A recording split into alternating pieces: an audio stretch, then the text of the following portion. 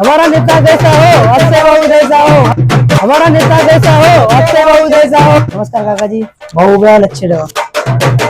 हे घ्या 500 रुपये. आमचा मत तुम्हालाच आहे. धन्यवाद. हमारा नेता जैसा हो अक्षय भाऊ जैसा। नमस्कार भाऊ उभ्या लक्ष ठेवा।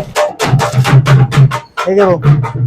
80 रुपये तुम्हाला द्या भाऊ। धन्यवाद. निवडणूक जिंकल्यावर अरे अरे थांब थांब, काय आहे अक्षय भाऊ सोबत काम होतं. विचारून येतो. अक्षय भाऊ कोणीतरी आलाय, त्याला सांग भाऊ ऑफिस मध्ये नाही म्हणून गेले म्हणा बाहेर.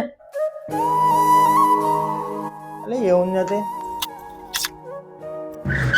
अक्षय भाऊ, आज तर तुम्हाला माझी गोष्ट ऐकायची लागल. काहून? जेव्हापासून निवडून आले तुम्हाला आमच्या समस्या ऐकायची वेळच नाही.